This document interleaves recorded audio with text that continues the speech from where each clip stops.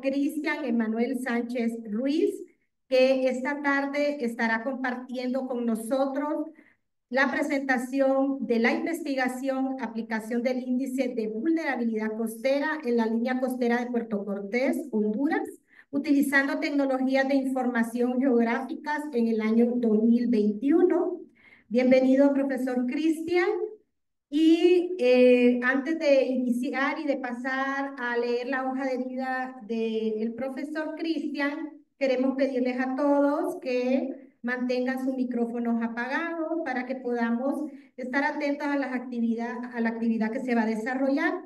Además de eso, pueden dejar sus preguntas, sus comentarios en el chat, que serán leídas al final de la presentación.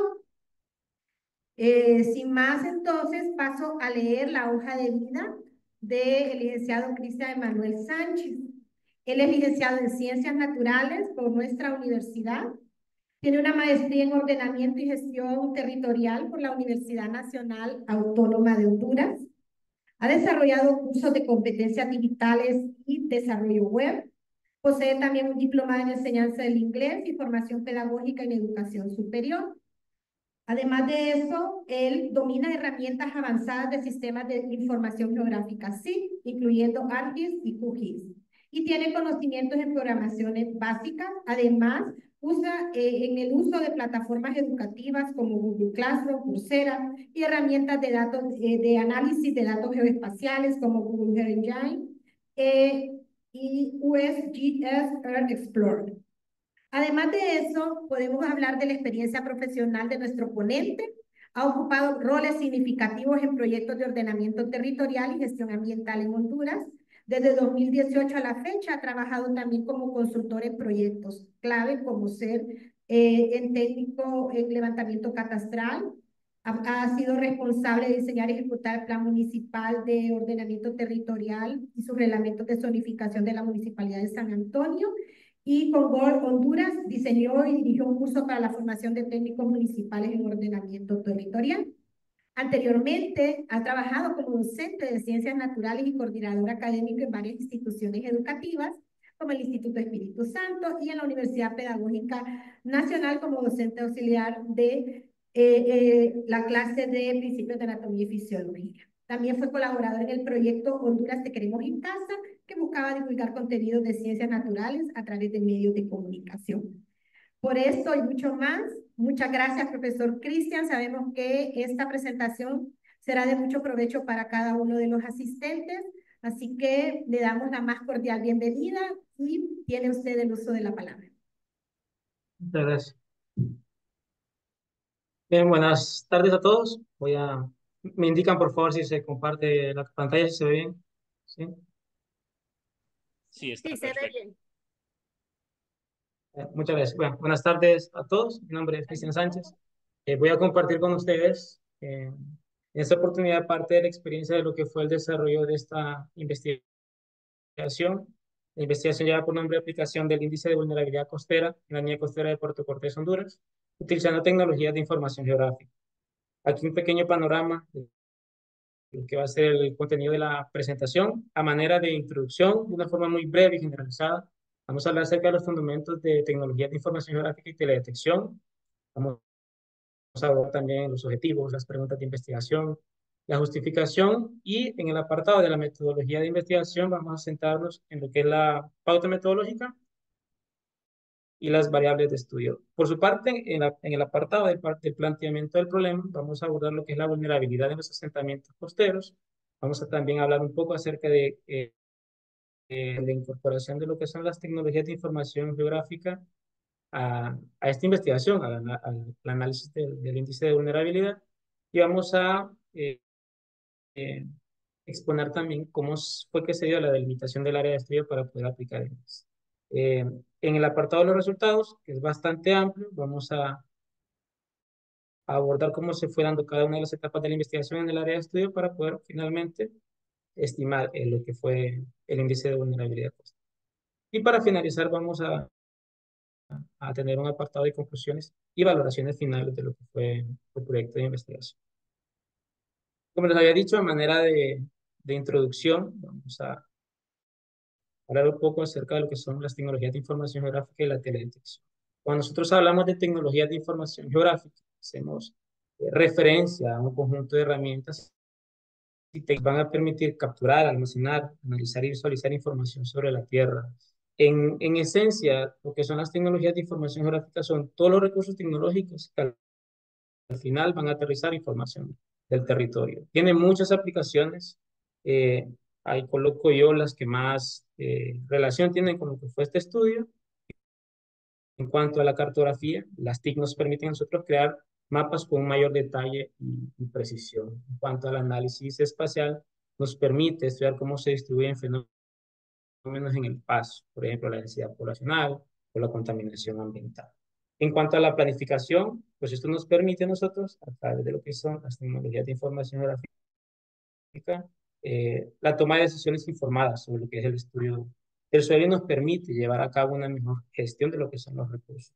Eh, en cuanto a la navegación, pues nos permite a nosotros incorporar este tipo de tecnologías en los sistemas de posicionamiento global. Y en el medio ambiente, las tecnologías de información geográfica, que es donde mayor presencia están teniendo en la actualidad, nos permite monitorear el cambio climático, los desastres naturales y la biodiversidad. Ya les había dicho, hay muchas otras disciplinas o ciencias que se van a pegar a las tecnologías de información geográfica, ya sea para ofrecer un servicio o vender un servicio. Eh, en el marketing, por ejemplo, se está utilizando mucho este tipo de tecnologías para saber dónde ubicar ciertos negocios o las empresas están apostando por quitar tiendas físicas y todo colocarlo en un portal web donde nosotros podemos digitalizar nuestra ubicación y ahí llegamos. Entonces, al final, las tecnologías de información gráfica lo que nos permite es utilizar todos los recursos tecnológicos para al final aterrizar a la ubicación dentro del territorio. Como ya les había dicho antes, las tecnologías de información gráfica son el conjunto de técnicas, tecnologías, herramientas, y una de las tecnologías que más apoya o de las que las TICs más se van a aferrar es de la teledetección. Teledetección o percepción remota viene siendo igual lo mismo.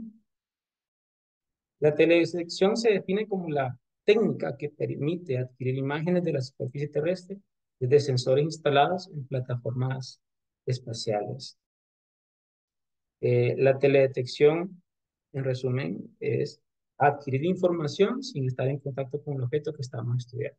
¿De qué se vale la teledetección? Se vale de elementos para llevar a cabo ese proceso. El proceso de teledetección, ahí está en la imagen bien descrita.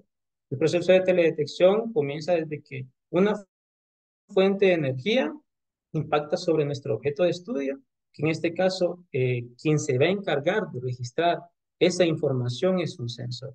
Bien importante tener en cuenta que la teledetección para nosotros como usuarios comienza desde la estación de procesamiento, el análisis y la aplicación.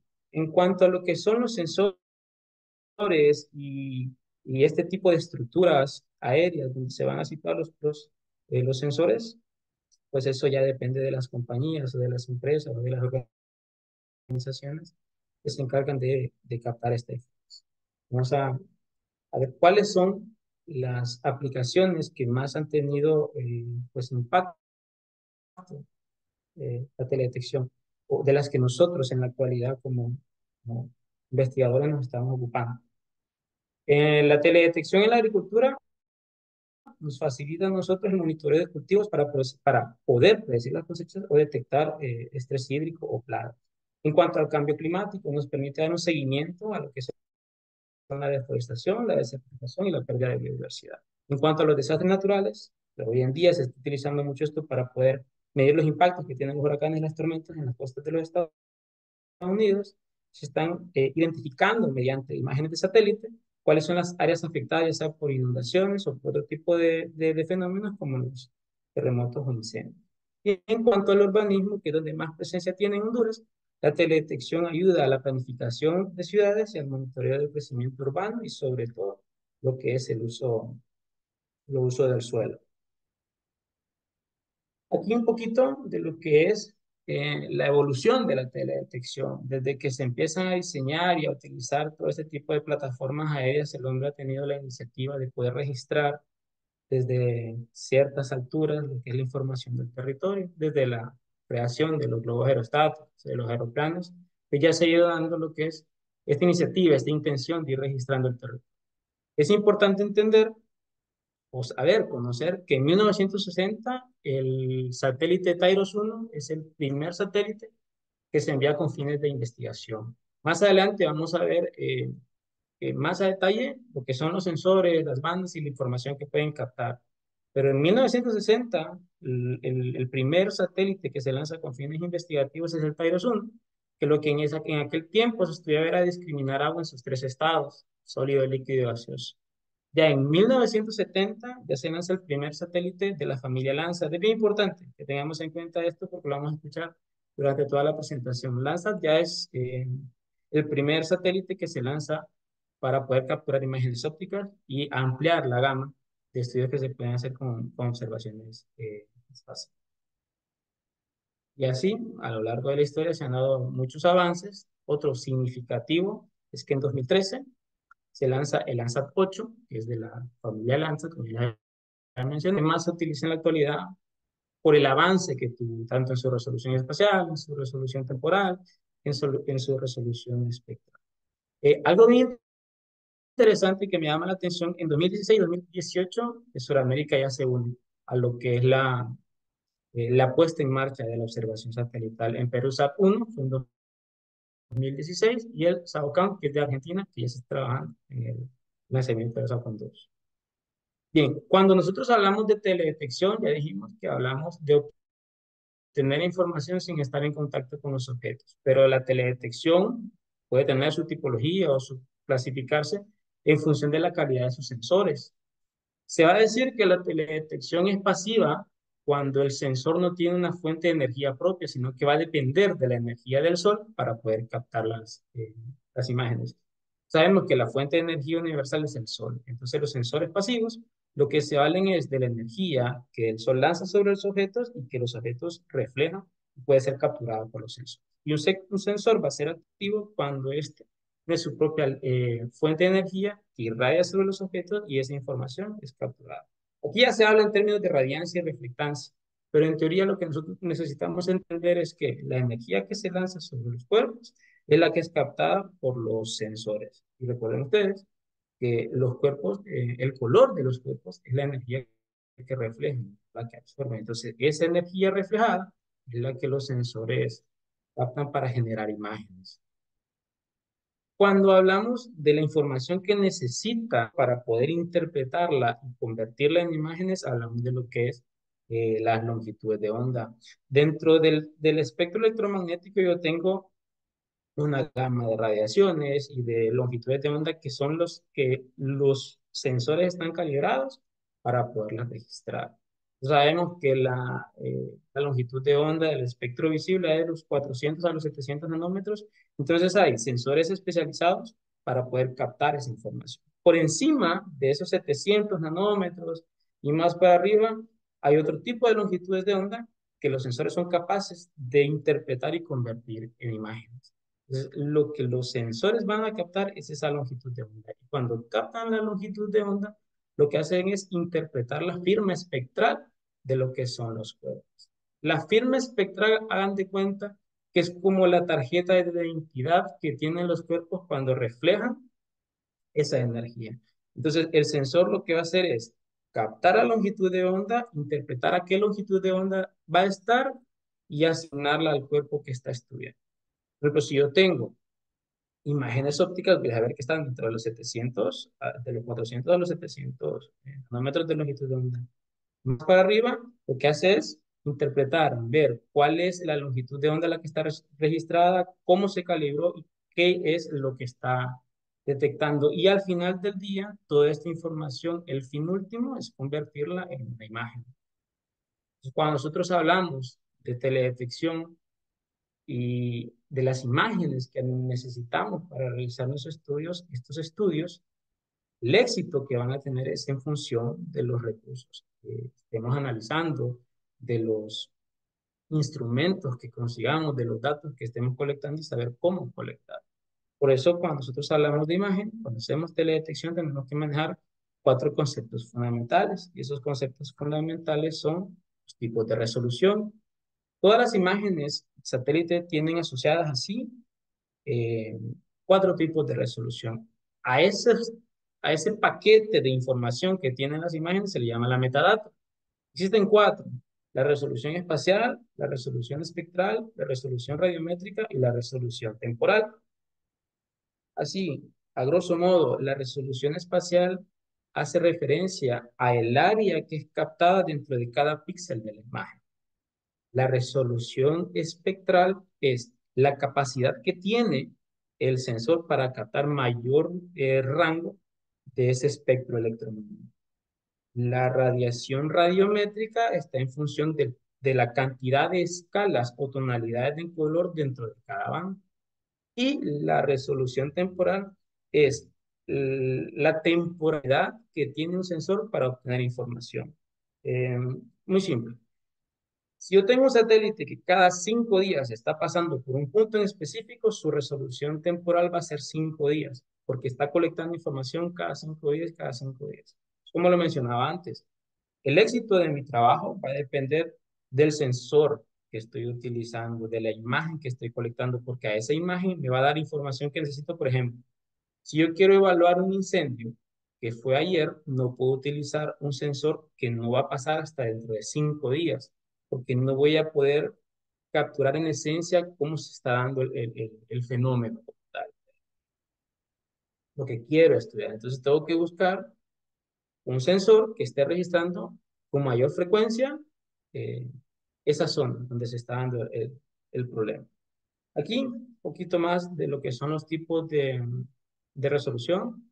En una imagen, un píxel es la unidad mínima que puede conformar una imagen. Y se considera que las imágenes con mayor número de píxeles que tienen mayor resolución. Y va a ser una imagen más pesada, que sí es cierto, vamos a necesitar un software más avanzado o un ordenador, una computadora más potente para poderlo analizar.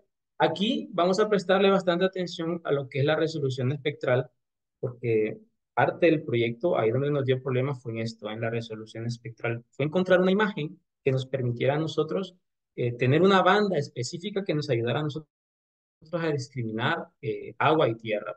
Entonces, en cuanto a las resoluciones espectrales, para reforzar un poco, yo tengo una imagen que solo capta el espectro visible, es una imagen RGB, es imágenes ópticas.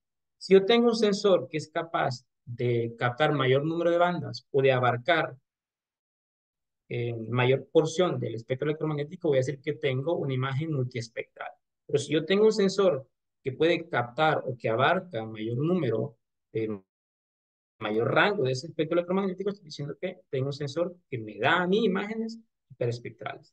Un ejemplo claro, yo tengo una imagen visible que me dice, ok, tengo suelo desnudo, vegetación. Tengo una imagen multiespectral que me va a decir, ok, tengo suelo desnudo y vegetación de tantos tipos. Entonces, este tipo de vegetación es este tipo de vegetación es otro. O si yo estoy analizando, por ejemplo, un bosque, me puede dar la oportunidad a mí de discriminar el bosque como tal. Tengo bosque de pino o tengo liquidamba, por ejemplo. En cambio, si yo tengo una imagen hiperespectral, yo puedo discriminar con mayor facilidad, porque puedo decir, ok, solo desnudo, bosque de pino, liquidamba, tengo pino maximinoid, tengo pino socarpo. Ya, recuerden ustedes que a eh, la firma espectral está asociada para cada cuerpo en específico, es como su identidad propia.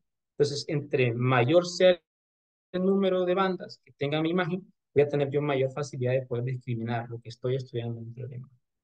Y por último, la resolución radiométrica, que la analogía que se hace para poderla entender mejor, la resolución radiométrica es con la escala de grises. Si yo tengo una imagen con una resolución radiométrica de 1 bit, yo solo puedo tener dos tonalidades, o es blanco o es negro. En cambio, si yo tengo una imagen que tengo 2 bits, ok, yo tengo 4 niveles de escala de gris, entonces ya puedo discriminar con mayor facilidad. Son 3 bits o con 4 bits, o con 16 bits, la escala de grises o el difuminado de cada tonalidad va a ser mayor. Y eso a mí me va a poder eh, permitir que yo pueda discriminar mejor la imagen. Obviamente, entre más información, entre mayor sea la metadata que tenga una imagen, va a ser más fácil perdón, más difícil de procesarla y me va a hacer a mí utilizar un software más avanzado, utilizar una computadora más potente. Y por último, lo que ya les habíamos hablado de la resolución temporal, que se describe como el ciclo de repetición o el intervalo de tiempo en que se dan tus adquisiciones. Ya les mencionaba, soy muy repetitivo. El éxito de este tipo de estudios va a saber, o va, radica en saber qué tipo de insumo voy a utilizar. Para cualquier efecto, tengo siempre que conocer que mi sensor tiene tal resolución espectral, tal resolución espacial, tal resolución temporal, porque eso a mí me va a permitir poder jugar con todos los recursos. ¿Cuáles son los sensores más utilizados? Hay muchos más, pero los sensores que más se utilizan por su accesibilidad, porque son gratuitos, porque tienen muy buenas prestaciones en cuanto a resolución temporal y temporal, son los sensores de la familia Landsat y los sensores de la familia Sentinel. Landsat es un programa liderado por la NASA y por el Servicio Geológico de los Estados Unidos. Las siglas son USGS. Eh, este programa Landsat o esta familia de satélites Landsat han proporcionado imágenes, como lo vimos en datos históricos de la detección, desde 1972. Entonces, ¿qué me quiere decir a mí? Que si yo necesito hacer un estudio con imágenes históricas, puedo recurrir a lo que son imágenes del sensor Landsat porque tengo ese recurso, imágenes históricas. ¿Cuál era el objetivo? ¿Cuál es el principal objetivo de este proyecto? Pues capturar imágenes de la Tierra para el estudio y monitoreo de recursos naturales, medio ambiente y cambios sobre todo en lo que es el uso del suelo a lo largo del tiempo. Por su parte, Sentinel es más reciente. Ya les decía, no puedo utilizar yo, o si voy a eh, un estudio en específico, un dato del cual no tengo información. Entonces, por su parte, Sentinel es más reciente, del 2016. Entonces, Sentinel es parte del programa, de un programa satelital de la Agencia Espacial del proyecto Copérnicus. Y también, al igual que Landsat, tiene por objetivo observar y monitorear la Tierra para estudiar el medio ambiente, los recursos naturales, sobre todo los cambios climáticos. Aquí les doy un poquito acerca de las prestaciones, de las características que tiene Landsat. Ahí les coloco Landsat 8 y Landsat 9 porque son los más recientes, que son los que tienen pues mayor actualización. Si bien es cierto, Landsat 8 y Landsat 9 vienen siendo lo mismo. Landsat 9 lo único que tiene son dos sensores térmicos más que Landsat 8. Pero sí resulta ser un avance significativo porque esto ya permite analizar temas en cuanto a el calentamiento global. Se fijan aquí las características. Tenemos la resolución espacial, el número de bandas, la resolución radiométrica y la resolución temporal. Entonces yo cada vez que vaya a hacer un estudio tengo que fijarme en esos datos, cuál es su resolución temporal, cuál es su resolución radiométrica, cuál es su resolución espacial. Por su parte, lo que son los satélites de la familia Sentinel, este ya tiene mayor número, va desde la satélite Sentinel-1 y hasta el satélite Sentinel-5P. Al igual que Landsat tienen sus características en específico, si bien es cierto, uno tiene mejores prestaciones por encima de la otra, pero ambos, para efectos de estudios de este tipo, son muy buenos. O sea, nos dan prestaciones muy buenas y además que son gratuitas.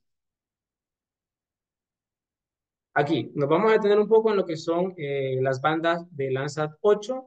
Es un sensor Landsat 8 multiespectral.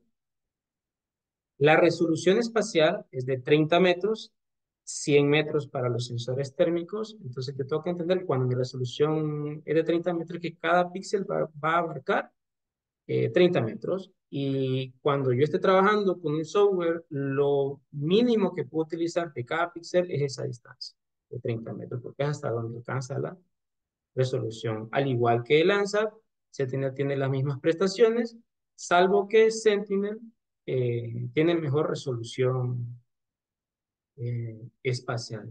Las, es más fino, hay mayor detalle por cada píxel de las imágenes Sentinel sobre las imágenes de Landsat. En esta investigación que se realizó en Puerto Cortés, se utilizaron imágenes de Landsat. En primer lugar, porque necesitábamos imágenes históricas para poder estimar el desplazamiento de la línea de costa, que eso se hizo con imágenes de 1995. Entonces, por desgracia, no se pudo utilizar imágenes de Sentinel-2 por el detalle de la imagen. Pero como se necesitaban imágenes históricas, pues no podíamos utilizar ese tipo de imágenes. Están las bandas que se tuvieron que utilizar eh, dentro de la investigación. Bien importante, cuando hablamos de bandas, y eso hace relación a la resolución espectral, nosotros las bandas que utilizamos fueron las bandas 5, 6 y 4 del satélite Landsat, porque eso nos ayuda a nosotros a poder discriminar lo que era tierra de agua en la línea de costa. Ya más adelante vamos a ver que cuando nosotros estuvimos estudiando lo que fue el desplazamiento de la línea de costa, teníamos que ser muy precisos para saber a dónde terminaba eh, ese contacto o dónde se daba la separación entre tierra y agua. Entonces, la que a nosotros nos funcionó fueron las bandas 5, 6 y 4 para poder hacer esa discriminación. Si yo quisiera hacer ese tipo de estudios, obviamente más recientes con imágenes Sentinel, eh, las bandas que necesitaría son la banda 8, la banda 11 y la banda 4. Ya les decía, el número de bandas va a catalogar qué tipo de imagen es. Si es espectral, multiespectral, hiperespectral. Cada banda tiene una información asociada que es de la longitud de onda y esa longitud de onda se va a reescribir o a eliminar en un color. ¿Cuáles son las fuentes de colección de imágenes? Hay plataformas gratuitas, hay algunas que es una especie de biblioteca donde nosotros tenemos que registrarnos y empezar a buscar los recursos que necesitamos. Hay otras que sí va a ser necesario escribir algunas líneas de código. Por ejemplo, las que utilizamos nosotros se procesaron o se descargaron del Servicio Geológico de Estados Unidos, de la USGS, del Explorer.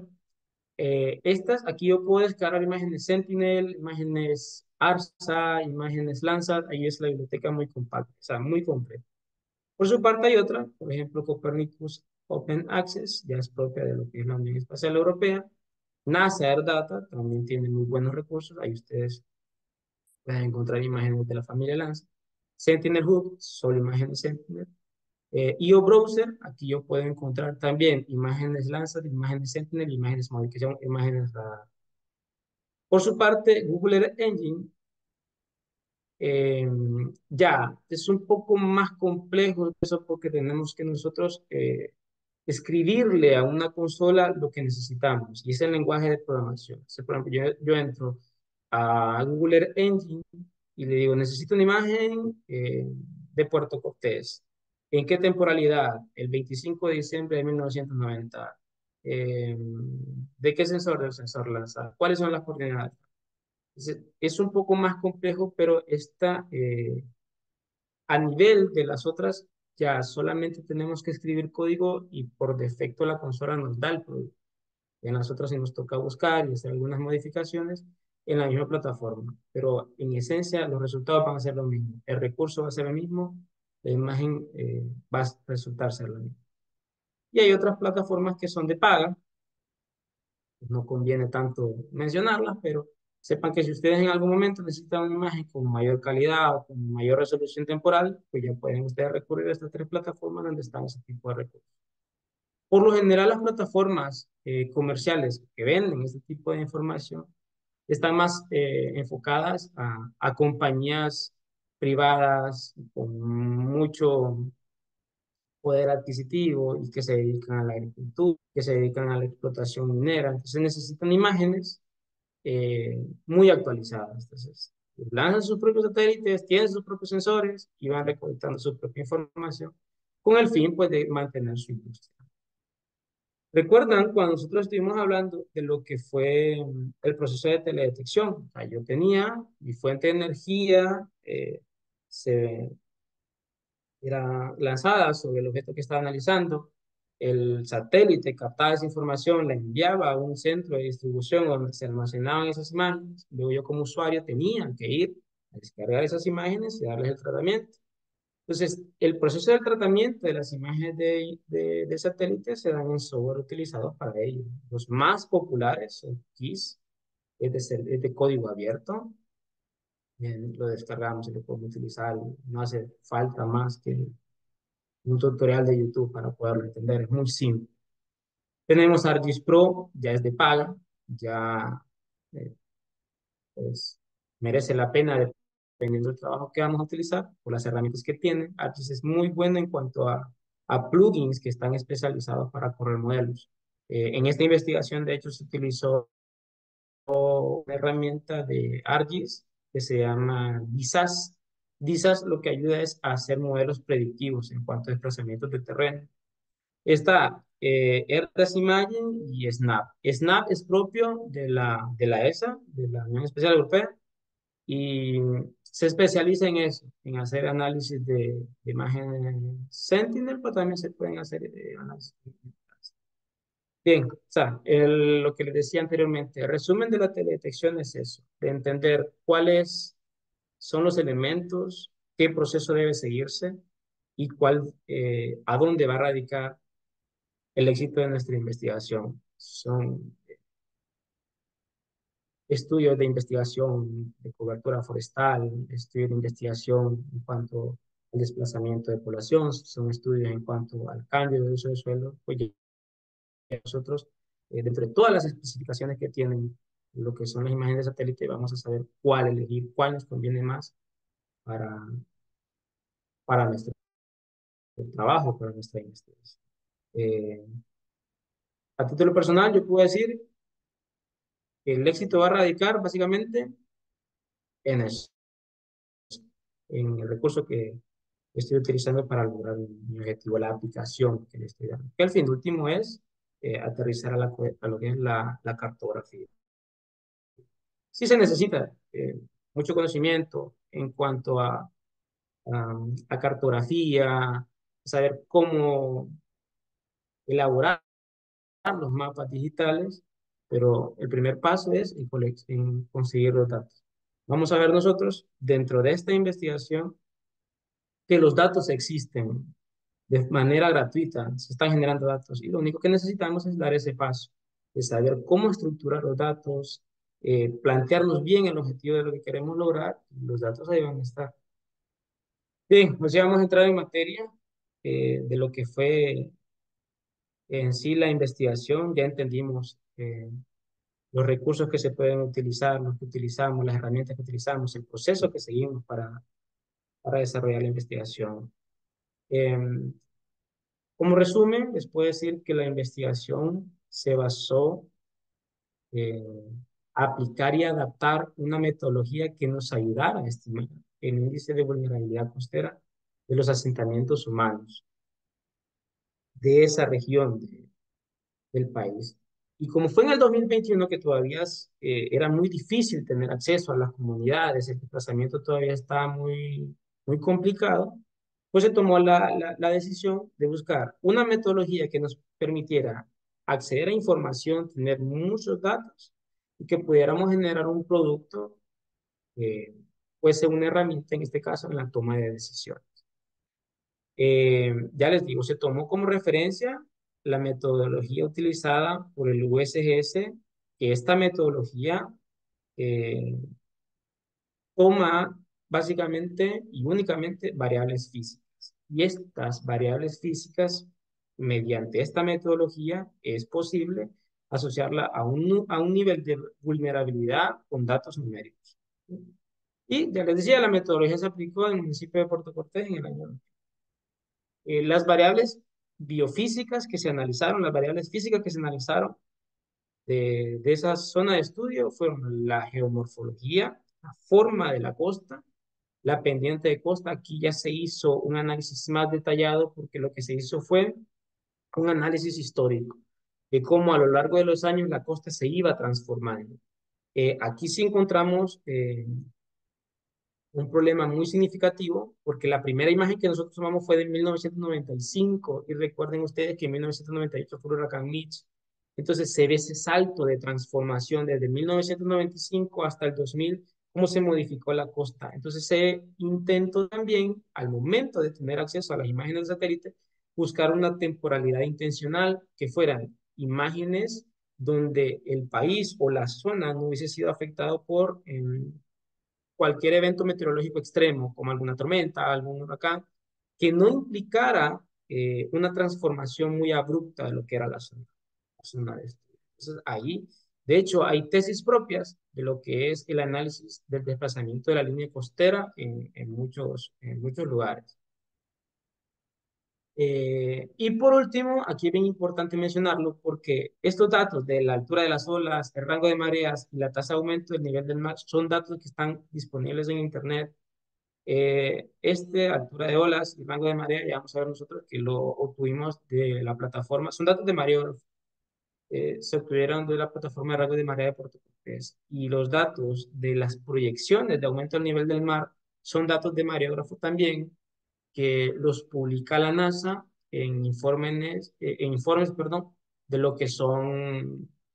La NASA tiene un equipo que se llama el Equipo Intergubernamental para el Cambio Climático. Y ese equipo, cierto tiempo, va generando informes y proyecciones. Entonces, en el sexto informe del IPCC, ahí están esas proyecciones y son datos que están disponibles en Internet. Ya más adelante les voy a poner el enlace donde ustedes pueden tener acceso. El objetivo general de la investigación, ya lo hemos dicho, fue evaluar de manera integral la vulnerabilidad costera del municipio de Puerto Cortés.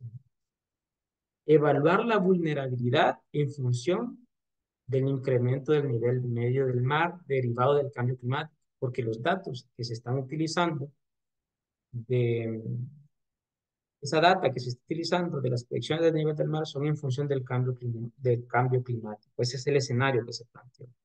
Todo esto se pretendía hacer mediante la aplicación de un índice de vulnerabilidad costera, aprovechando lo que son las tecnologías de información geográfica para proporcionar una visión holística y precisa de lo que era el riesgo ambiental. Cuando nosotros hablamos de una visión holística, era contemplar cualquier fenómeno, cualquier variable que aportara un nivel o un grado de vulnerabilidad al estudio. Repito, pueden haber más variables que aporten valor a la evaluación, pero recuerden que es haciendo uso de tecnologías de información geográfica. No necesitábamos ir al sitio. Otro tipo de variables que hubiesen podido eh, aportar a la investigación y que de hecho lo colocamos en lo que son las valoraciones y las conclusiones, son variables demográficas como el uso del suelo, las transformaciones, la infraestructura que hay en la zona. Pero el objetivo es utilizar meramente variables físicas con datos que se puedan obtener de sensores remotos para poder generar ese producto, una visión holística de todos los elementos físicos que puedan aportar a la vulnerabilidad de la zona. Como objetivos específicos dentro de la investigación, teníamos estimar el grado de vulnerabilidad que se encuentra en las zonas costeras del municipio de Puerto Cortés frente al aumento del nivel del mar. También era registrar información estadística y cartográfica de las variables geomorfológicas y oceanográficas de la zona de estudio. Como tercer objetivo, teníamos evaluar las variables del índice de vulnerabilidad costera mediante herramientas de teledetección. Todo se hizo con herramientas de teledetección, salvo lo que fueron los recorridos para evaluar la geomorfología. Se consultó el mapa de signos y castellanos para poder entender lo que era la geomorfología de la zona, pero también había una colega ya que vive en Puerto Cortés y ya se dio a la tarea de enviarme esta información, de describirnos mediante listas de cotejo cuál era la geomorfología de la costa, si no habían acantilados, si había monumentos rocosos o cualquier estructura física natural que pudiera también considerarse dentro de la investigación. Por último, pues nosotros teníamos como objetivo categorizar espacialmente los indicadores relacionados con los procesos hidromecánicos responsables de la erosión y elaborar una propuesta de adaptación del índice de vulnerabilidad, incorporando variables socioeconómicas en la zona de estudio. Ya les decía, y al final lo vamos a ver, la vulnerabilidad de un asentamiento comportamiento humano no puede aterrizar a un número. Básicamente lo que llevan ahí son personas y es necesario incluir a esas personas dentro de cualquier estudio. Ya les digo, lo que se intentaba era hacer una descripción holística utilizando teledetección. ¿Cuáles fueron las preguntas de investigación? Número uno, ¿cuál es el nivel de vulnerabilidad al que se encuentra la zona costera del municipio? También otra pregunta de investigación muy importante es qué información estadística y cartográfica de las variables, ya sean las variables geomorfológicas y oceanográficas de la zona, son necesarias para recopilar y aplicarlas a la metodología. También surgió como pregunta cómo se evalúan unas variables de vulnerabilidad mediante herramientas de teledetección. Ese era un desafío, era investigar o buscar literatura que nos permitiera a nosotros darnos esa guía de cómo se evalúan variables propias, ya sean de estudios demográficos con herramientas de teledetección. Y por último, es qué variables de la zona de estudio son necesarias para el desarrollo de una propuesta de adaptación con un índice de vulnerabilidad que incluya lo que son las variables socioeconómicas. A manera de justificación del proyecto, y es que es sabido por todos, que existe un consenso científico de que el clima está siendo afectado significativamente con cambio de los patrones de precipitación, aumento del nivel del mar. Aunque exista también una incertidumbre asociada a la magnitud de esos cambios, analizar la vulnerabilidad de riesgo a lo largo de esas zonas costeras puede significar un paso importante a planes, proyectos de adaptación. Y algo bien importante, en Honduras las zonas costeras poseen un valor económico grandísimo, esto debido a su atractivo turístico y porque alojan gran cantidad eh, de población. Es una necesidad desarrollar estudios que determinen el uso adecuado del territorio, que den respuesta a las necesidades de población y que orienten a una oportuna toma de decisiones frente a contingencias y fenómenos naturales. Siempre hemos hecho la reflexión que merece mucho la pena el hacer investigación que contribuya a mejorar la calidad de vida de la gente. Muchas veces nosotros pensamos que la investigación es propia de obtener un grado académico, pero crean que vale la pena, merece mucho la pena el desarrollo de investigación eh, para mejorar la calidad de vida. Dentro del marco metodológico, de las concepciones metodológicas que se consideraron, el enfoque de investigación es un enfoque de corte cuantitativo, porque pretende la recopilación de datos numéricos relacionados con la naturaleza geomorfológica, la dinámica del oleaje, eh, el desarrollo y evolución de la línea de costa y la asociación con un valor numérico de la vulnerabilidad. El tipo de investigación es una investigación correlacional porque vincula el aporte de variables físicas a la determinación de la vulnerabilidad, es decir, asignar un valor numérico a una variable en estudio. Aquí ya es propiamente la metodología que se seleccionó para el estudio, la metodología del índice de vulnerabilidad costera. La metodología como tal se describe como una herramienta que se utiliza para describir mediante un enfoque holístico la naturaleza de los ecosistemas costeros en relación con su entorno. Eh, el concepto de índice de vulnerabilidad costera tomó forma en la década de los 90 por la doctora Vivian Gornitz. La doctora Vivian Gornitz es parte del Servicio eh, Geológico de los Estados Unidos, del USGS, y se ha dedicado básicamente a este tipo de temas de lo que es el impacto del cambio climático sobre los asentamientos de la. La importancia que tiene esta metodología es la construcción y adaptación y aplicación de un índice para analizar la vulnerabilidad de las zonas costeras, tomando en cuenta las dinámicas del litoral y de los asentamientos humanos. Como parte de esta evolución que ha sufrido esta metodología, hay una modificación en especial que se adopta ya de manera oficial por la UCGS, que es retirar cualquier variable demográfica y dedicarse únicamente a describir la vulnerabilidad de los asentamientos costeros con variables físicas. El USGS es que se da la tarea de dar esta modificación, y esa modificación tenía como objetivo el desarrollo de una metodología que fuese simple y objetiva, que permitiera evaluar esas zonas o las zonas con mayor riesgo frente a esos posibles efectos o a lo que están expuestos a la zona.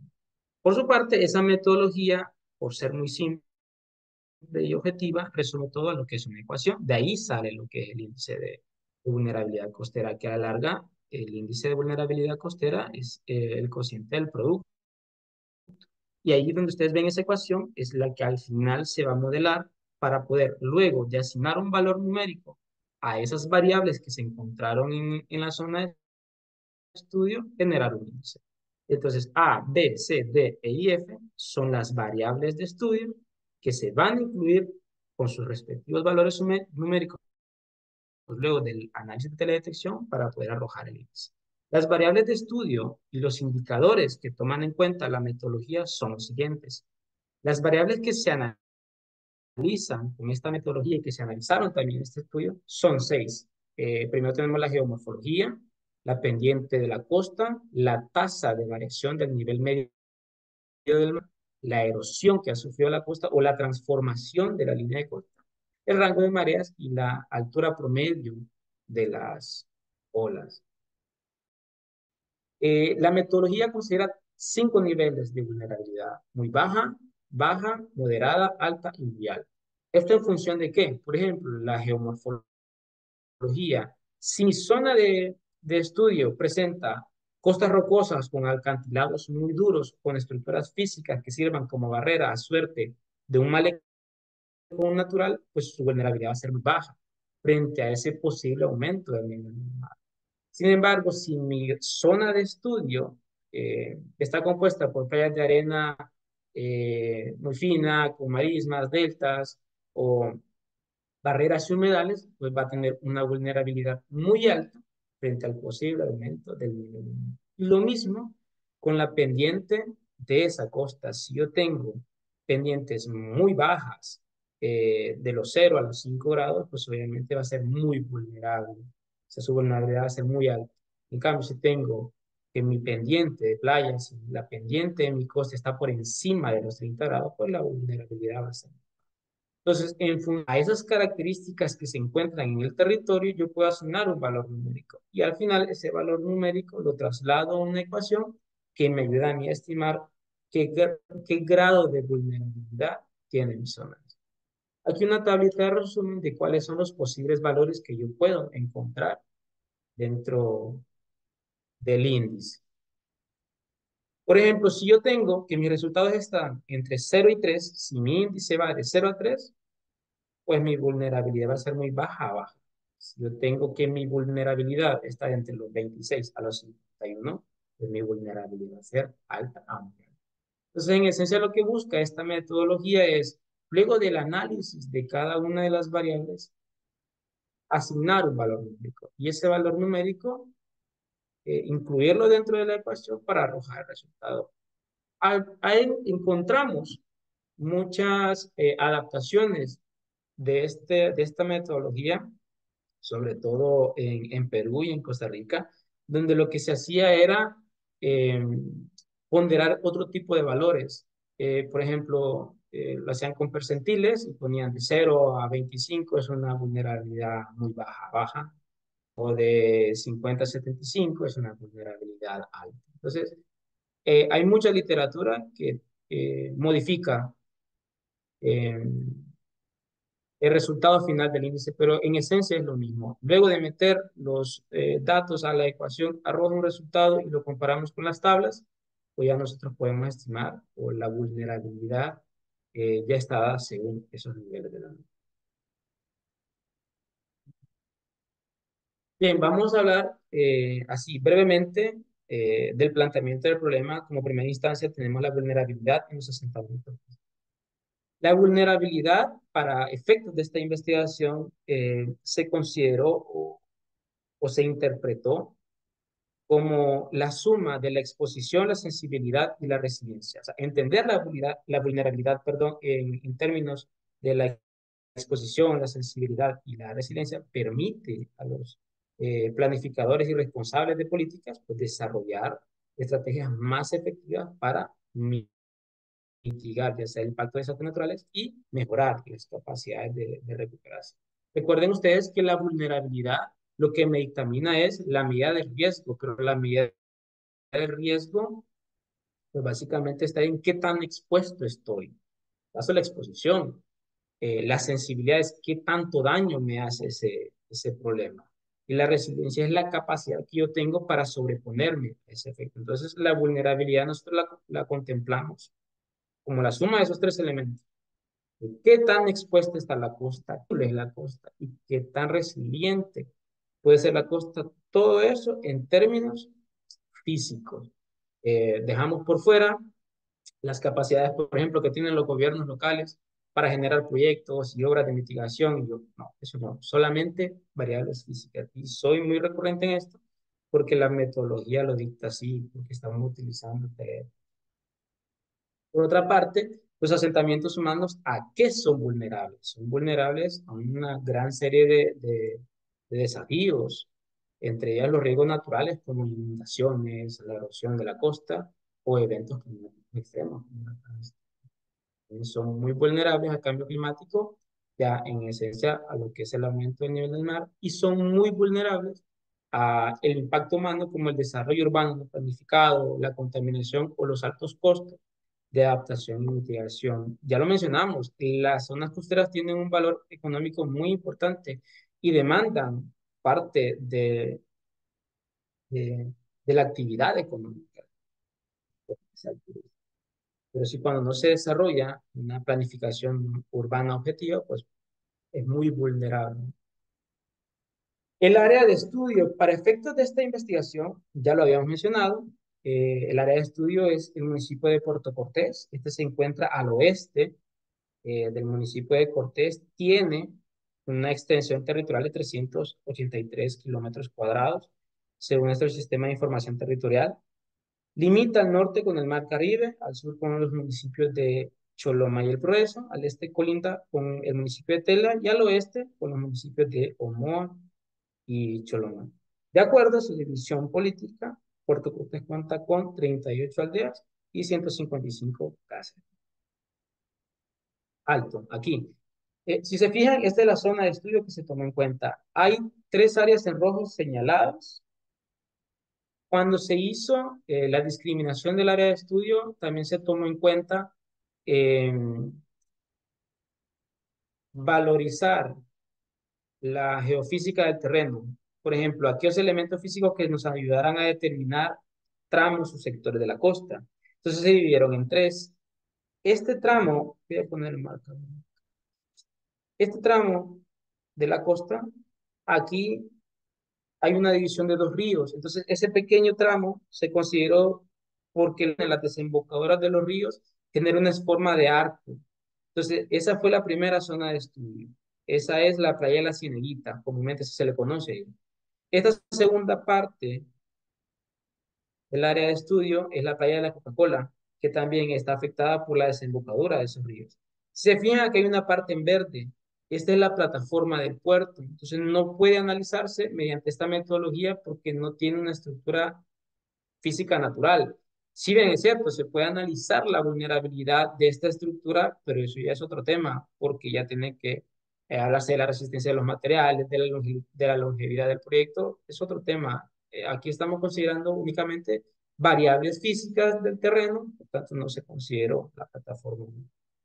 Y por último, la playa del Faro, que se le conoce, ya vemos que también fue muy conveniente subdividir el área de estudio en tres tramos por la forma que tiene la playa, que también ya vamos a ver que formó un papel muy importante al momento de categorizar lo que fue el desplazamiento de la línea de costa.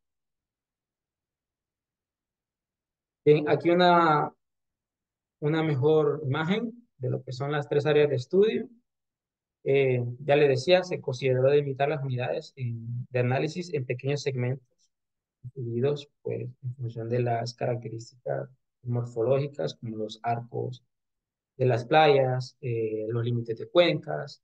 los límites administrativos también, porque justo ahí hay lo que es una formación, un límite administrativo que son.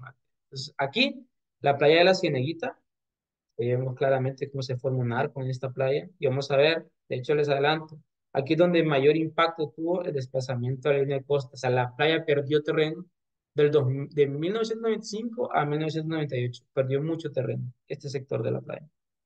Tenemos la playa de la Coca-Cola, que también fue muy afectada por la acumulación de sedimento de la desembocadura de estos dos ríos.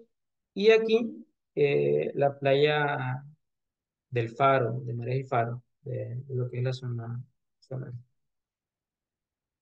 Bien, las tecnologías de la información geográfica aplicadas a lo que es el índice de vulnerabilidad costera. En resumen, aquí lo que podemos hablar es de qué variables se analizaron y de dónde obtuvimos los datos. ¿Cómo se procesaron los datos? Pues lo vamos a ir hablando conforme vayamos presentando los resultados.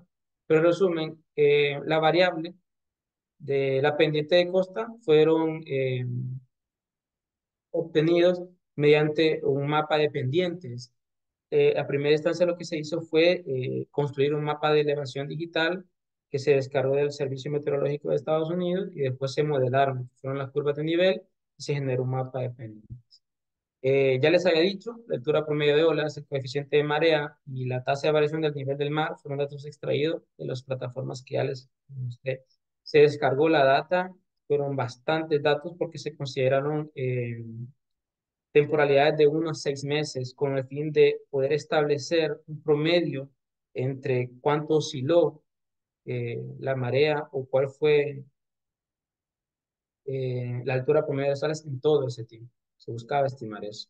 Por su parte, la tasa de erosión costera, eh, ya les comentaba, se hizo un estudio histórico desde 1995 hasta el 2020. Se tomó como punto de partida el 2020 para establecer nuestra línea base y ver cómo desde 1995 hasta el 2000 hubo una transformación en la línea de costa. Ya más adelante les voy a explicar cómo es que se utilizó el software en específico, que en este caso fue la herramienta Disaster ArcGIS.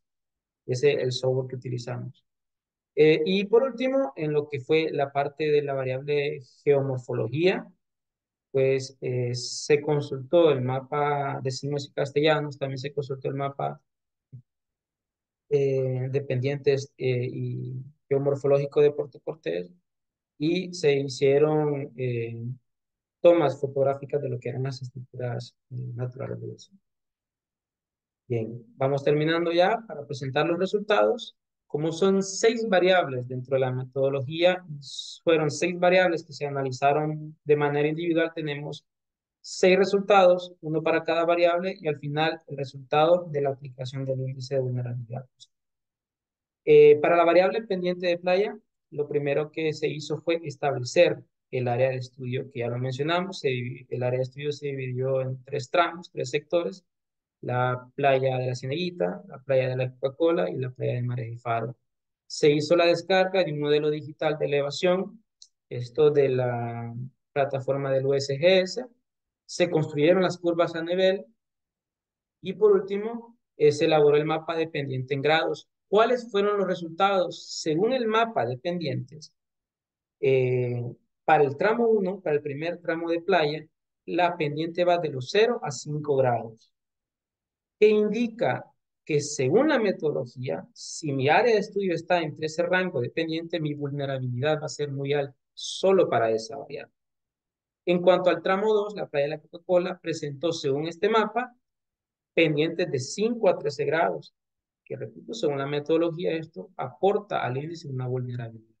Por su parte, el tramo 3, la playa del Faro, también al igual que el tramo 1, presenta pendientes de 0 a 5 grados, aportando al índice de vulnerabilidad un nivel alto, muy alto, perdón, de vulnerabilidad. O sea, aquí tenemos al final el resultado cartográfico de la elaboración del mapa de pendientes.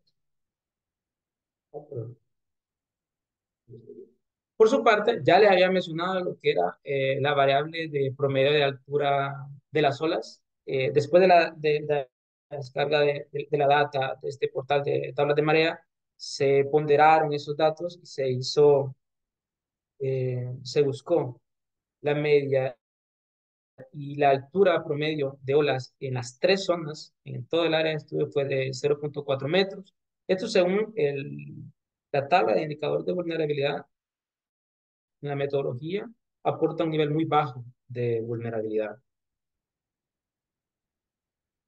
Ahora, en cuanto al coeficiente de marea,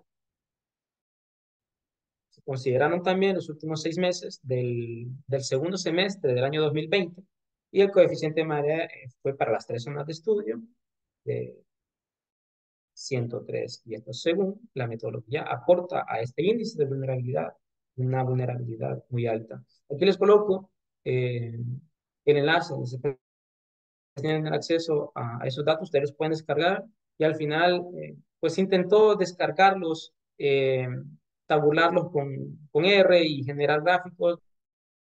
Pero en esencia lo que necesitábamos era un número y al final se hizo un marco, un macro en Excel y obtuvimos datos más sencillo.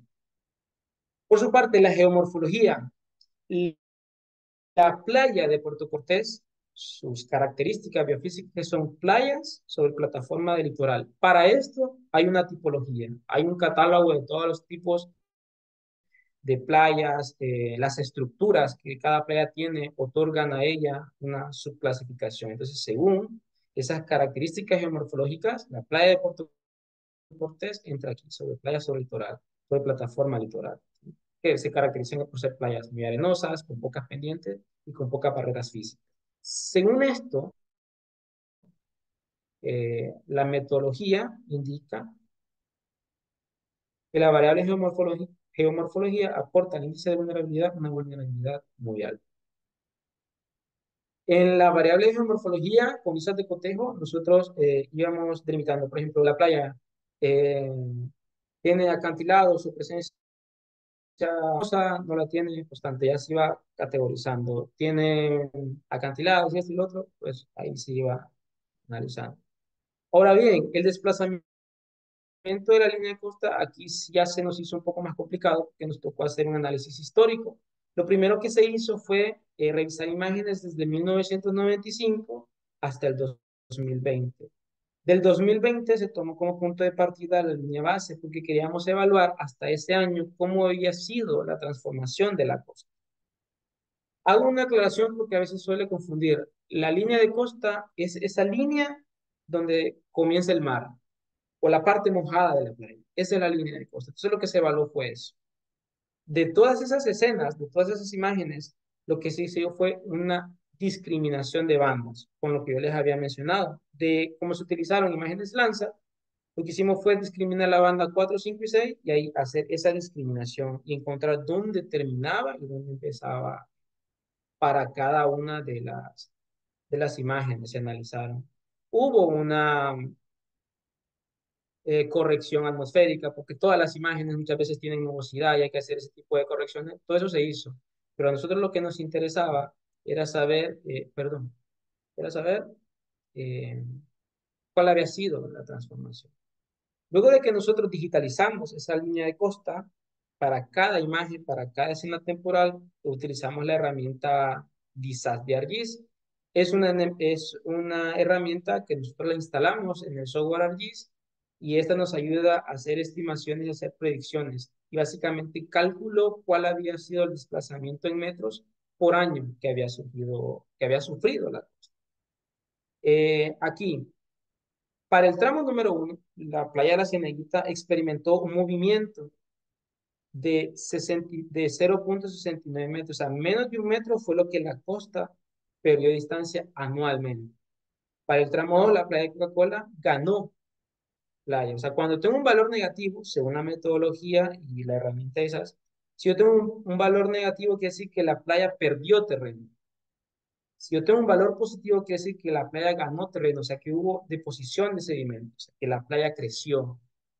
Y para el tramo 3, la playa perdió terreno de 0,45 metros por año. Esa fue la estimación anual, que la metodología así lo sugiere, que se evalúe en metros por año. Pero ya vamos a ver nosotros que fue bastante significativo lo que se dio, sobre todo en la primera área de estudio, en la playa de la Cieneguita. Fíjense ustedes aquí Yo tengo el primer tramo de costa. Fíjense bien. La línea verde es la que se estimó como la línea base para el 2020. Luego, todas estas imágenes, todas estas líneas, perdón, presentan lo que fue la transformación de la costa y hay un salto bastante grande desde 1995 al 2020. Vean cuánto fue lo que el mar ganó terreno y se fue metiendo a la costa. Entonces, si bien es cierto que la metodología indica que se estime el desplazamiento de la línea de costa, nosotros vemos claramente que la costa ha perdido terreno, ya sea por eventos que ayudan a deformar la costa o porque el nivel del mar pues ha ganado. La herramienta DISAS lo que nos ayuda a nosotros es básicamente a, una vez digitalizadas las líneas de costa, creamos transectos. Los transectos son líneas perpendiculares a la línea base. Entonces, en función de la línea base, va calculando y haciendo las diferencias entre las otras líneas que se han digitalizado. Entonces, si ustedes se fijan aquí, todos estos puntos amarillos son los datos que fueron midiéndose a lo largo de las imágenes que colocamos. Y lo mismo se hizo para los tres tramos de estudio. Aquí están las transformaciones que hubo para el tramo 2 en la playa de la Coca-Cola y las transformaciones que hubo para el tramo 3 en lo que fue la playa de Marifaro. Y aquí está ya el resultado del desplazamiento de la línea de costa. La parte roja anaranjada son de que la indica que la playa se ha erosionado de 1 a 4 metros. Las partes amarillas, pues que se ha erosionado entre esa distancia de 1 metro y la parte entre verde y verde más intenso, porque la playa ha ganado terreno. Y todo eso, repito, se hizo para las tres talleres.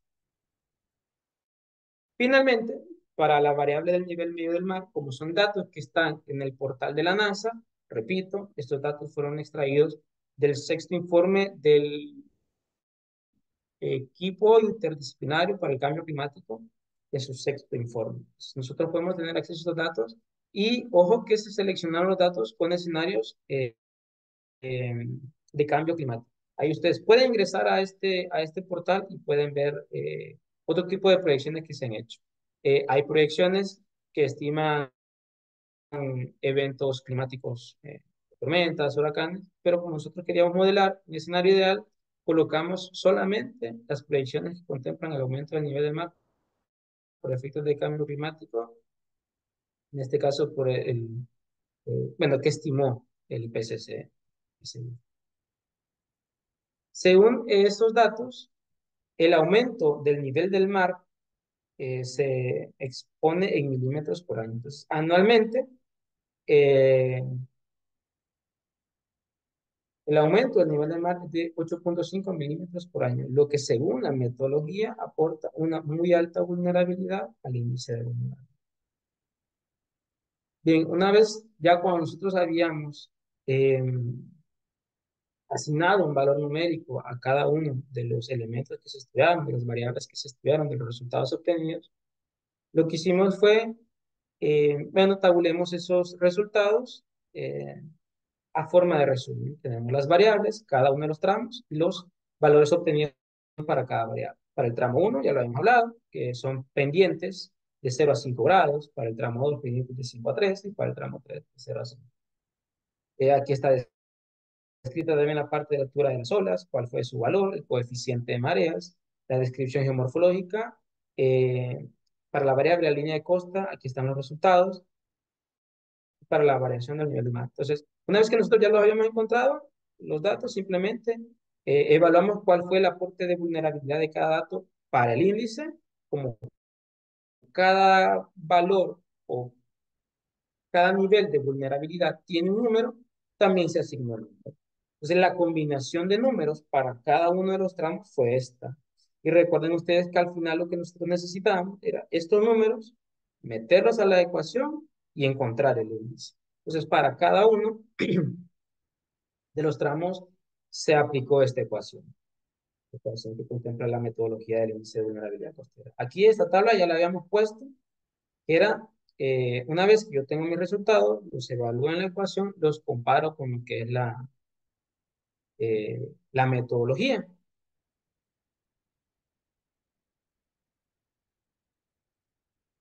Vamos a ver acá. Listo. Ok, aquí está. Una vez entonces ya aplicada la ecuación, los datos fueron estos. No coloco paso por paso cómo fue la aplicación de la ecuación, simplemente coloco los datos. El valor numérico, el producto, el cociente y al final la, el valor del rango donde se encontraba la vulnerabilidad. Fíjense que para el tramo 1 tomó 81, para el tramo 2 valores de 14.14 y para el tramo 3 valores de 15.81, que lo que se hizo fue compararlos con la tabla que estaba predestinada. Me hubiese gustado que la vulnerabilidad hubiera sido eh, muy baja y baja, pero según la metodología, según el análisis de esas variables físicas, el nivel de vulnerabilidad, en este caso, para todo el área costera del municipio de Puerto Cortés, es la vulnerabilidad de media a alta. Entonces, esos fueron los resultados que se encontraron. Ya les digo, se analizaron las variables por individual y al final lo que se hizo fue integrarlas en el índice para obtener el resultado. A manera de conclusión, como valoración, como recomendación, pues ya es de manera muy subjetiva, ¿sí? Si bien es cierto que encontramos que los niveles de erosión y pendiente de la costa del municipio representan una amenaza porque son los valores que tienen mayor incidencia o que han tenido mayor transformación a lo largo del tiempo, pues sí es cierto. Vamos a ver que son los que tienen mayor incidencia en el índice.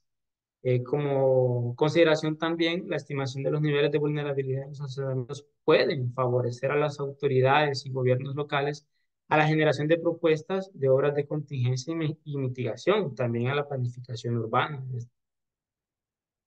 eh, de estos lugares.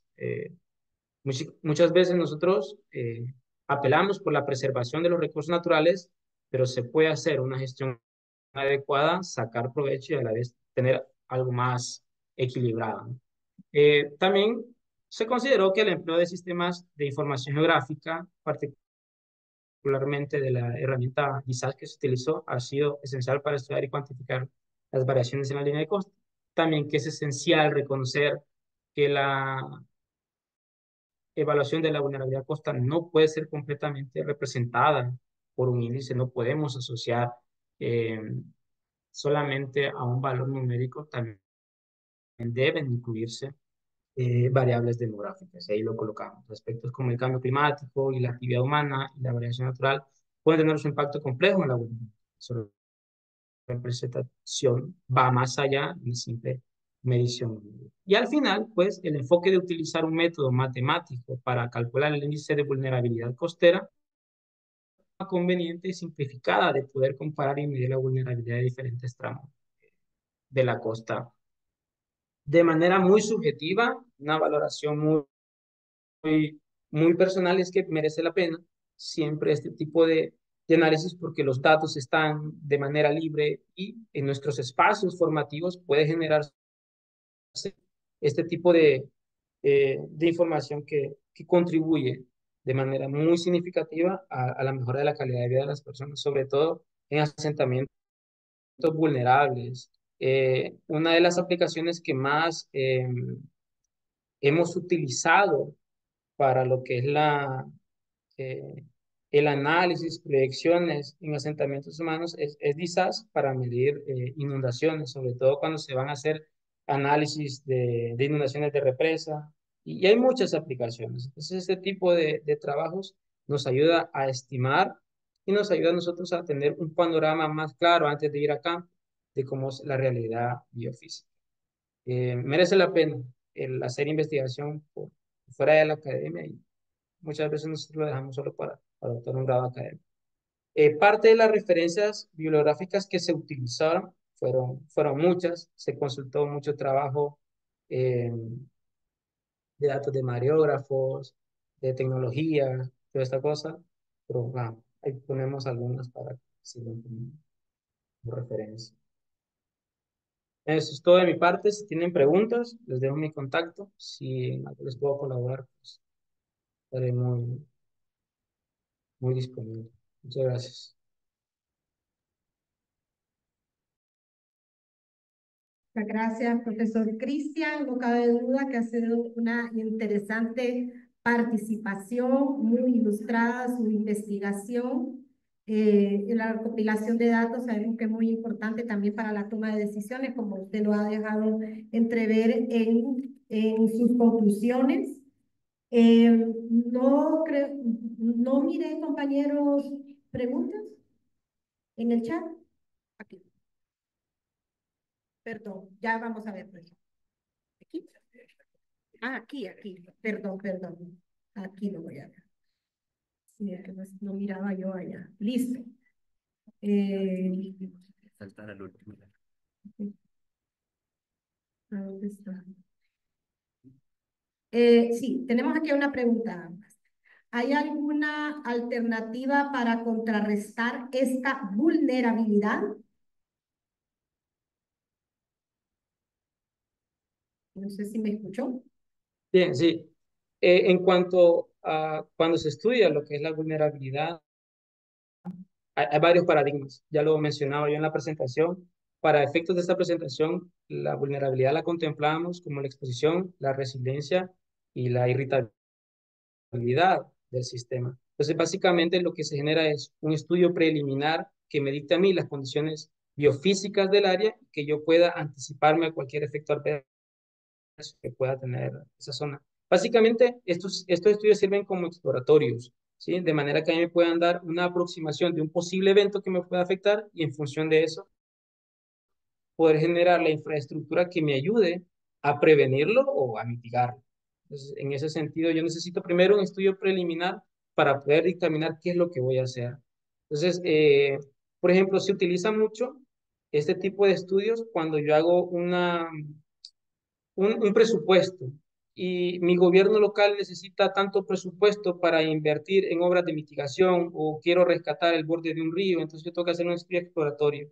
Entonces me tengo que anticipar mediante este tipo de trabajos. No sé si contesté bien la pregunta. Muchas gracias. Excelente investigación en esta región del país, es otro de los comentarios. Eh, Tenemos aquí una pregunta también. Estudios como estos podrían ser aplicables, obviamente, a los problemas que afronta el Valle de Sula, especialmente durante estas épocas de lluvia. ¿Qué beneficios se obtendrían para poder resolver o mitigar este problema con estos estudios? Uy, sí, el Valle de Sula es de las zonas más afectadas en cuanto a términos de inundaciones, sobre todo. A título personal, les diré que al final del día todo aterriza en una decisión política. Eh, Hacer ciencias no genera votos, prometer casas sí. Y muchas veces cuando se prometen casas sin una planificación. Entonces yo quiero ir a hacer casas a una zona abandonada, que no hay viviendas, pero yo ya analicé qué tipo de efectos naturales ha sufrido esa zona, pues no lo he hecho. Entonces nos salen a nosotros problemas como ciudad, la que está en la represa esta, se me olvidó el nombre, ya Mateo, creo que era. Sí. Bueno, entonces, proyectos como ese tipo, si yo no tengo una planificación previa, si yo bueno, no puedo hacer mucho. Eh, en cambio, si yo ya tengo el problema, ¿cómo mitigarlo? Hacer proyecciones, hacer modelajes de inundación y generar obras de infraestructura que me ayuden pues, a mitigar un poco los problemas que vayan a surgir. Sí, obviamente es algo que nos preguntamos, ¿no? Existe un plan de ordenamiento territorial, hay planes de ordenamiento territorial municipales, nacionales, pero seguimos viendo estos problemas y que cada vez, por ejemplo, en ciudades grandes, van creciendo cada día más estos problemas. Tenemos otra pregunta aquí. ¿Se comparte esta investigación con autoridades pertinentes a esas zonas vulnerables? Es complejo porque, como le digo, al final del día todo aterriza en una decisión política. Es por ley en Honduras de hecho hay una ley, la Ley de Ordenamiento Territorial. Después del MIT se puso mucho de moda la Ley de Ordenamiento Territorial. Los presupuestos de las municipalidades tienen que estar en función de un plan de ordenamiento. Yo creo que en Honduras solo hay una municipalidad que tiene un plan de ordenamiento en línea y como debe de ser, y es la Municipalidad de la Villa de San Antonio. Pero después lo que tenemos son planes, PDM, Plan de Desarrollo Municipal.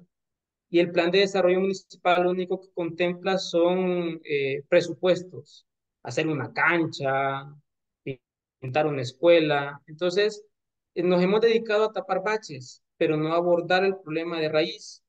Entonces, repito, todo aterriza a una decisión política y por ley debería ser que nuestros gobiernos locales tengan sus presupuestos, tengan su plan de acción en base a un plan de ordenamiento. Es muy difícil porque la parte técnica, como lo mencionaba, eh, es para muy pocos. Se han desarrollado muchos cursos para capacitar a técnicos municipales, pero hay muchas deficiencias en lo que son los gobiernos locales. Entonces, lo bonito sería, y aquí ya me pongo un poco reflexivo, lo bonito sería que a partir de la academia, por ejemplo, nosotros, de la pedagógica, antes de zonas de fuera de la capital. Entonces, mediante este tipo de recursos, este tipo de datos, este tipo de información, poder generar investigación que fortalezca a mi comunidad, que ayude a prevenir, que ayude a caracterizar el territorio. Porque caracterizar el territorio no solamente es decir cuántas casas hay, cuánta gente vive. Caracterizar el territorio es saber cuáles son mis recursos, cómo se pueden aprovechar y cómo sacar el mayor potencial posible a esos recursos. Porque en Honduras construimos casas en terrenos con potencial para agricultura y sembramos a la orilla de los ríos para contaminar. Entonces es muy complejo. La parte técnica se limita muchas veces a quedarse en papel, no en accionar. Eso.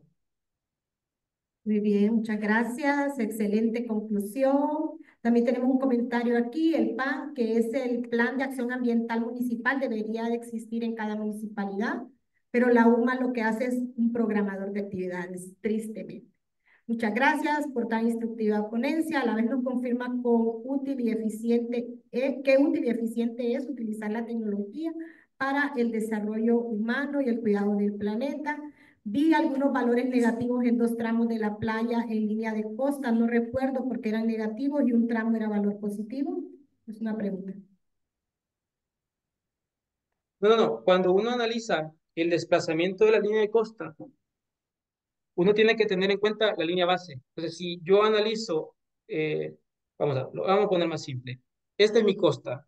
Si yo tengo que mi línea base para el 2020 es esta, yo voy a partir de ese punto. Si cuando yo hago el análisis, el mar ganó terreno, es un valor negativo, porque se perdió la costa, se perdió terreno, tierra firme.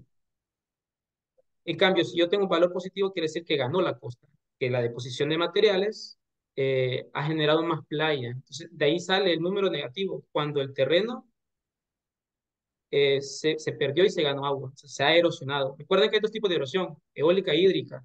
En este caso, la erosión hídrica lo que hace es el desgaste de la superficie y se va perdiendo terreno. Obviamente, hay otros efectos por los cuales se da erosión hídrica, no solamente por tormentas, sino también por la pérdida de dunas de arena o de estructuras que ayuden a mantener el suelo. Pero en esencia, esos son los valores. Cuando son negativos, perdió costa. Cuando son positivos, ganó la costa. Eso es. Excelente, muchísimas gracias, Master Cristian. Ha sido verdaderamente un honor haber escuchado su investigación. Nos trae a la mente tantos problemas que estamos afrontando con el inicio de las temporadas de lluvias. Hoy en la mañana vi una noticia también de una marejada en la costa norte, no me acuerdo en qué zona de la costa, y me trajo a la mente todo lo que estamos viviendo. No podemos pagarle, pero sí tenemos un reconocimiento para usted con su diploma de presentación que se le hará llegar vía correo electrónico. El diploma dice así: la Universidad Pedagógica Nacional Francisco Morazán otorga el presente diploma de participación a Cristian Emanuel Sánchez Ruiz por su colaboración al presentar el trabajo de investigación aplicación del índice de vulnerabilidad costera en la línea costera de Puerto Cortés, Honduras, utilizando tecnologías de información geográfica en el año 2021, en el 5º Congreso de la Facultad de Ciencia y Tecnología FACIT, Innovando para la Educación en Ciencia y Tecnología, desarrollada del 9 al 12 de octubre de 2024, extendido en la ciudad de Tegucigalpa, Honduras, a los 11 días del mes de octubre de 2024.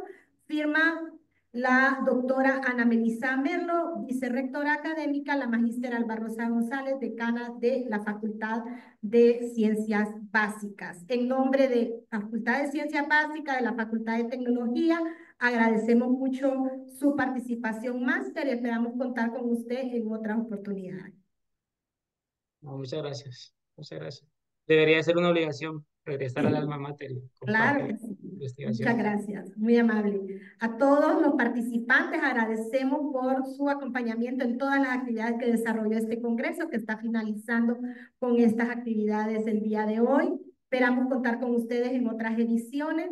Agradecemos mucho su participación y tengan todos ustedes muy buenas tardes. Muchas gracias, Máster Cristian. Hasta luego. Hasta luego. Chao. Yo creo que yo voy a quebrar los tacones ahí.